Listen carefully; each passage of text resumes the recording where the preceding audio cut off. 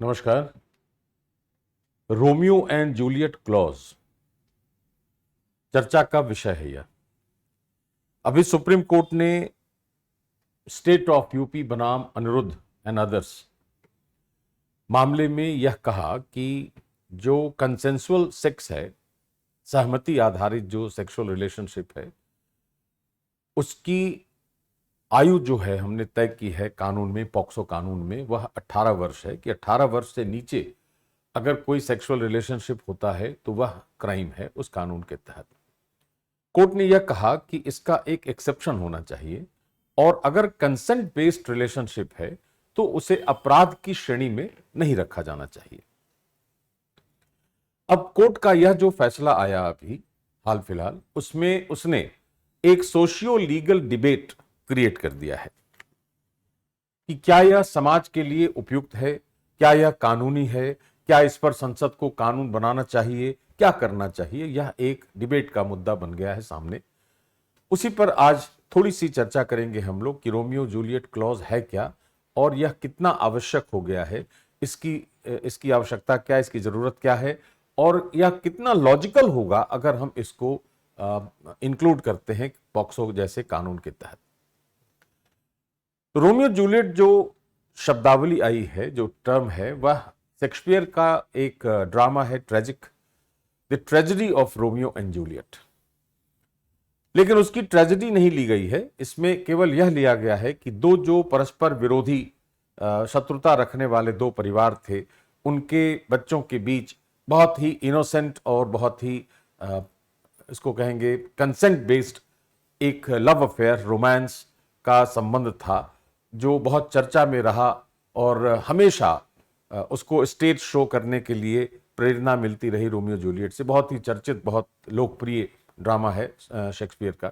वहीं से यह क्लॉज निकाला गया कि अगर दो ऐसे एडोलेसेंट हैं, दो ऐसे किशोर हैं जिनकी आयु का गैप बहुत नहीं है, क्लोज हैं एज में अपने, और उनके बीच कंसेंट के आधार पर अगर कोई ऐसा सेक्सुअल रिलेशनशिप होता है तो उसे अपराध घोषित नहीं किया जाना चाहिए।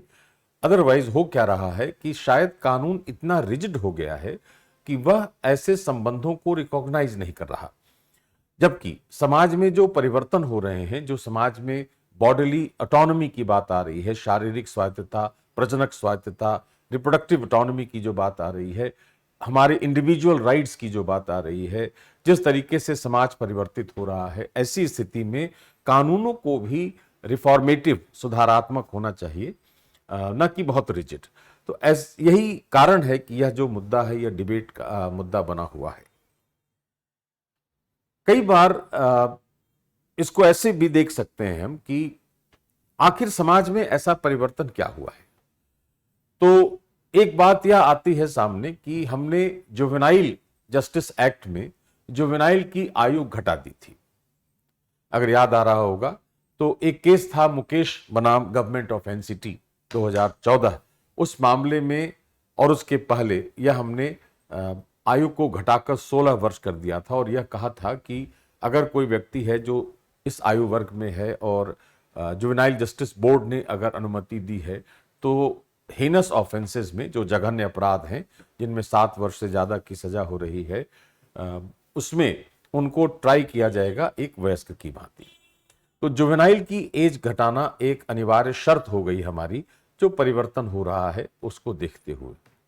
इस बैकग्राउंड में अगर देखें तो बदलता हुआ जो हमारा सोशल मिल्यू है, जो सामाजिक परिदृश्य हमारा बदल रहा है, उस बदलाव में निश्चित रूप से एक तरीके से कह सकते हैं कि कॉग्निटिव एबिलिटी बच्चों में या एडोलेसेंट्स में, किशोरों में बढ़ गई है पहले की तुलना में। और ऐसी स्थिति में अगर उनके बीच कंसेंट है, अगर कोई दबाव नहीं है, कोई हैरासमेंट नहीं है, कोई क्वर्जन नहीं है, तो ऐसे रिलेशनशिप को मान्यता मिलनी ही चाहिए, ऐसा एक वर्ग का मानना है। कारण इसका यह है कि अगर हम ऐसा नहीं करते तो जो पेरेंट्स हैं उनके द्वारा कई बार ऐसे केस दर्ज कर दिए जाते हैं पॉक्सो कानून के तहत, जिसमें जो किशोर है उसके लिए बड़ी समस्या का विषय बन जाता है वह, और न केवल उसको अरेस्ट करते हैं हम, बल्कि बहुत सीरियस मुकदमा भी चलाते हैं, और सबसे बड़ी बात क्या है कि उसको सोशल स्टिग्मा का भी सामना करना पड़ता है, और उसके लिए यह हानिकारक सिद्ध हो जा रहा है, सोशल लाइफ के लिए भी और उसके फिजिकल लाइफ के लिए भी।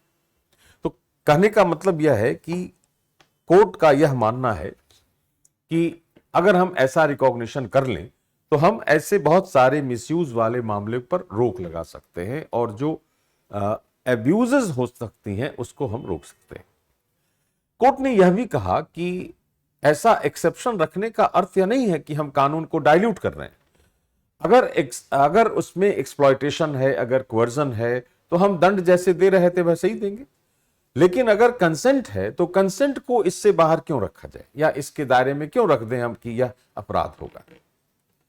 एक केस था साबरी बनाम inspector of police. Madras high court ने भी एक फैसला दिया 2019 में कि ऐसे मामलों में जहां पर कंसेंट बेस्ड सेक्सुअल रिलेशनशिप है उसको अपराध नहीं माना जाना चाहिए। और दूसरा एक और केस है विजयालक्ष्मी बनाम स्टेट 2021, उसमें भी मद्रास हाईकोर्ट ने यही बात कही कि कंसेंसुअल रिलेशनशिप को हम अपराध की श्रेणी में हमें बाहर करना चाहिए। अब इस पूरे मामले में दो आर्गुमेंट हैं हमारे पास।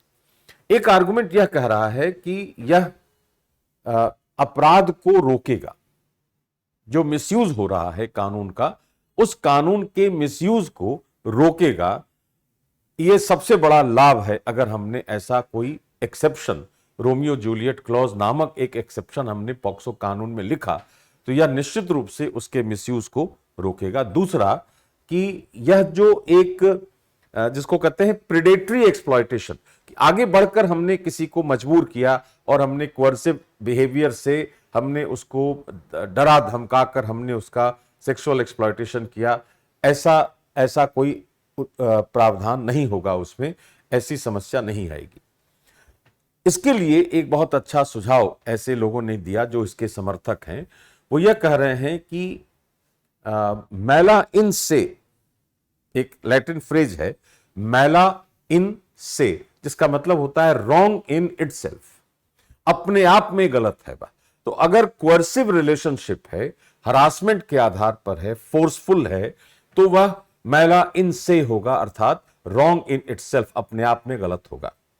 दूसरा है मैला प्रोहिबिटा, कि हमने, वह गलत है नहीं, हमने उसको गलत मान लिया है, क्योंकि वह प्रतिबंधित है इसलिए हमने उसको गलत मान लिया है। तो चूंकि कानून में हमने यह लिख दिया है कि 18 वर्ष से नीचे की आयु के जो किशोर हैं उनके बीच अगर सेक्सुअल रिलेशनशिप होता है, भले वो कंसेंट बेस्ड हो, जैसा भी हो, उसमें कहीं कोई गुंजाइश नहीं है और वह अपराध मान लिया जाएगा।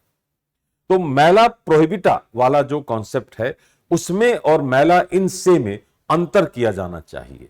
मतलब यह हुआ कि जो गलत है और जिसको हमने गलत मान लिया है, दोनों में अंतर होना चाहिए।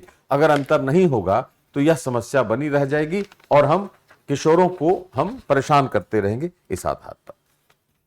लेकिन दूसरी तरफ यह भी कहा जा रहा है कि अगर हमने ऐसा कर दिया तो जो इसके विरोध में है वो क्या कह रहे हैं कि यह जो परिवर्तन होगा, यह जो चेंज लाएंगे हम उसमें, तो जो वास्तविक एब्यूज करने वाले लोग हैं वो किसी न किसी तरह यह प्रूफ कर देंगे, जस्टिफाई कर देंगे कि यह रिलेशनशिप कंसेंट बेस्ड था।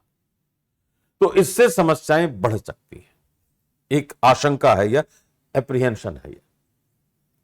दूसरा तर्क यह कह रहा है कि फिजिकल मैच्योरिटी जो है वो है, कॉग्निटिव और साइकोलॉजिकल मैच्योरिटी कितनी है ऐसा निर्णय लेने के लिए यह भी देखा जाना चाहिए, न कि केवल हम फिजिकल मैच्योरिटी की बात कर लें। तीसरा है कि अगर पैट्रियार्कल सोसाइटी है हमारी, पितृसत्तात्मक, तो पैट्रियार्की में अगर यह देखा जाए तो पैट्रियार्की का दबाव होता है और उस दबाव के आधार पर हम फोर्सफुल कंसेंट ले सकते हैं किसी का, ऐसी भी एक एप्रीहेंशन, ऐसी भी एक आशंका हमारे सामने हो सकती है। और चौथी बात है कि अर्ली मैरिज, और इसको कहते हैं उसको कहा जाएगा अंडर एज प्रेगनेंसीज का एक रिस्क बढ़ेगा समाज में, तो इसलिए भी इन बातों पर हमें विचार करना चाहिए।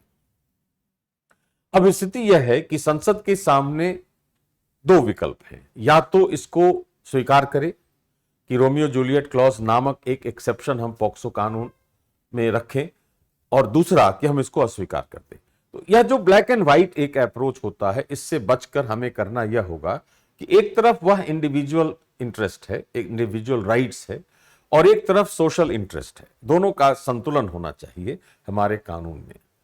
अब समस्या यहां पर एक ही आएगी कि कंसेंट को देखना होगा हमें कि वह कंसेंट फ्री कंसेंट था, किस तरह का कंसेंट था।